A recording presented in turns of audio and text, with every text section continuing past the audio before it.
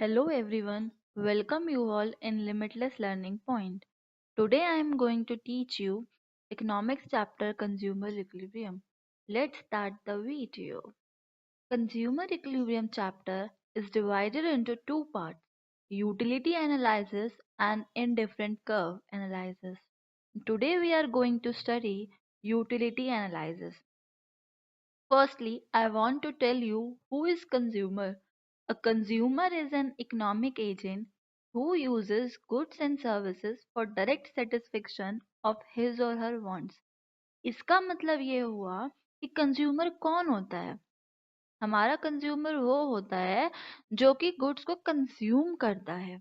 Means अपनी satisfaction को complete करने के लिए, अपनी वांट्स को कंप्लीट करने के लिए कोई चीज कंज्यूम कर रहा है तो उस टाइम पे वो कंज्यूमर हो जाएगा। ठीक है। There is a difference between consumer and customer. Customer वो होता है जो गुड्स को परचेज करता है एंड कंज्यूमर वो होता है जो गुड्स को कंज्यूम करता है। Let's take a example. Okay, मैंने कोई चिप्स का पैकेट परचेज किया फॉर रीसेल पर्पस, तो इस केस में मैं कस्टमर होंगी, नॉट अ कंज्यूमर। और अगर मैं उस चिप्स के पैकेट को कंज्यूम कर लेती हूँ तो मैं उस केस में क्या हो जाऊंगी? कंज्यूमर हो जाऊंगी। क्लियर। नेक्स्ट पॉइंट आता है यूटिलिटी। यूटिलिटी क्या होती है हमारी? Utility refers to the want satisfying power of the commodity. Utility refers to the want satisfying power of the commodity। मतलब कि जो कमोडिटी है उसे हमें कंज्यूम करने से कितनी सेटिस्फेक्शन आ रही है, that is known as utility.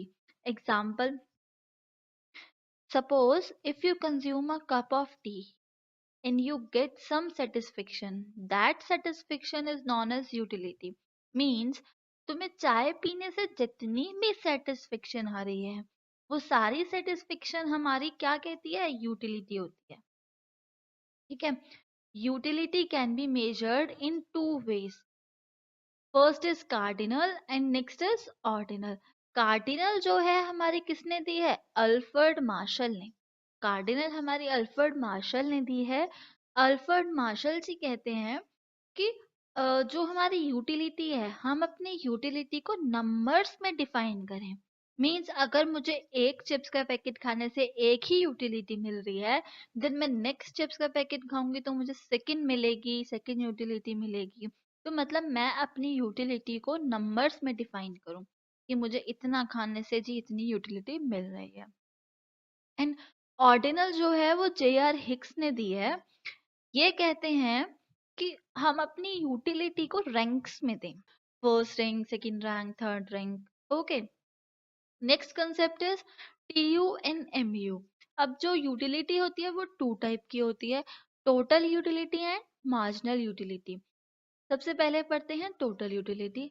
Total utility is the total satisfaction obtained from all the units of a particular commodity, from all the units of a particular commodity consumed over a period of time। Means मैंने जो जो goods लिए हैं उससे मुझे कितनी कितनी utility मिल रही है, उन सब का सम करके हमारी होती है टोटल यूटिलिटी। टोटल यूटिलिटी का फॉर्मूला होता है summation M U X. Okay. M U, now what is M U? Marginal utility. Marginal utility means an additional utility. मतलब अगर मैं एक और गुड्स कंज्यूम कर रही हूँ तो नेक्स्ट गुड को कंज्यूम करने की वजह से पहले वाले की यूटिलिटी के उससे मेरी यूटिलिटी में कितना चेंज आया, उस चेंज को हम मार्जिनल यूटिलिटी बोलते हैं। Marginal utility is the change in total utility that result from unit 1 unit change in consumption of the commodity in a given period of time।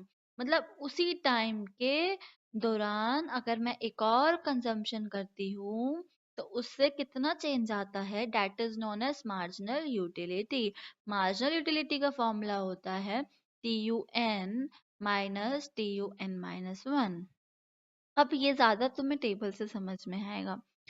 Suppose ये ए commodity है, ए commodity में मेरे को 10 utility मिल रही है, B commodity में मेरे को 18 मिल रही है, सी में मेरे को 24 मिल रही है, डी में 28 एंड ई में 30, एफ में 30 एंड जी में 32।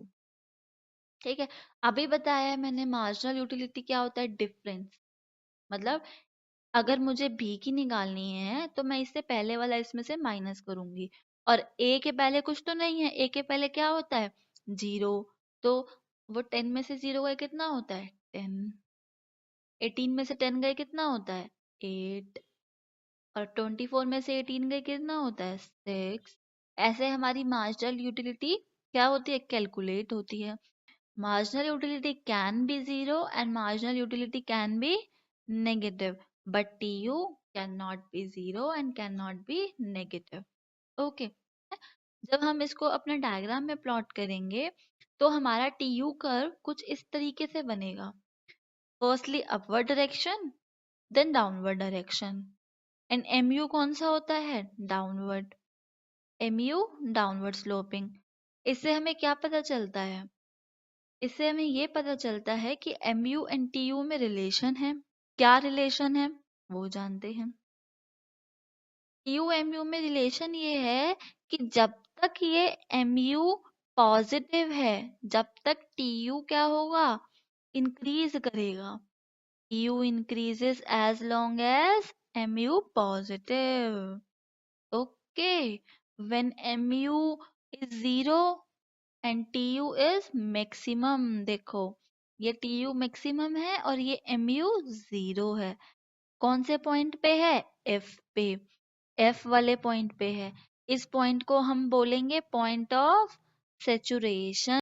When when M U is negative then T U declines. When M U decreases but TU increases at diminishing rate. When MU decreases, TU increasing at decreasing rate. समझ आया, मतलब जब तक हमारी TU बढ़ती रहेगी तब तक हमारी MU पॉजिटिव रहेगी। जब हमारी TU मैक्सिमम हो जाएगी तब हमारी MU जीरो हो जाएगी। जब हमारी TU डिमिनिश होना चालू हो जाएगी, डिक्लाइन होना चालू हो जाएगी, तब हमारी MU नेगेटिव होना चालू हो जाएगी। और जब तक ये TU बढ़ रही है वो बढ़ती है at diminishing rate. Next topic is law of diminishing marginal utility.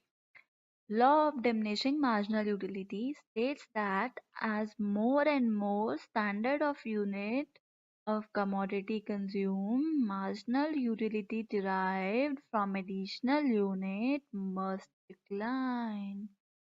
मतलब जैसे जैसे हम और कमोडिटी को कंज्यूम करते जाएंगे वैसे वैसे हमारी मार्जिनल यूटिलिटी क्या होती जाएगी, डिक्लाइन होती जाएगी। It is also known as fundamental law of satisfaction and fundamental psychological law.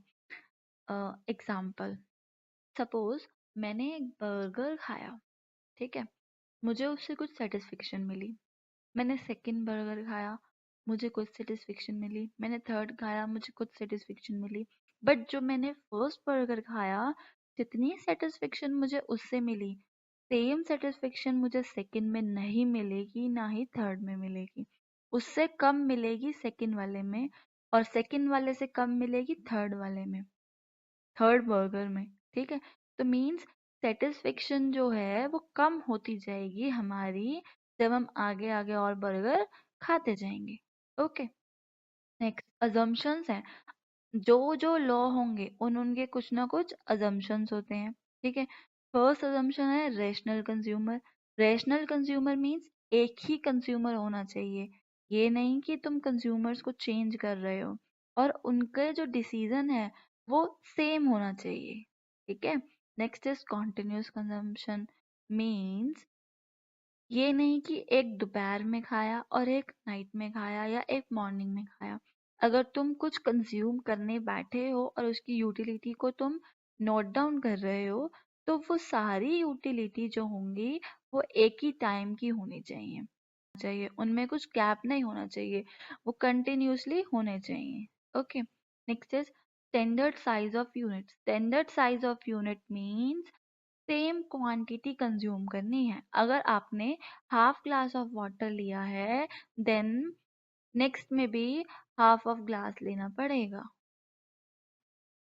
Standard size of unit means अगर आपने half of a glass of water लिया है तो नेक्स्ट टाइम भी उतना ही लेना पड़ेगा एंड थर्ड टाइम भी हाफ ही लेना पड़ेगा, तुम फुल नहीं ले सकते। No change in quality.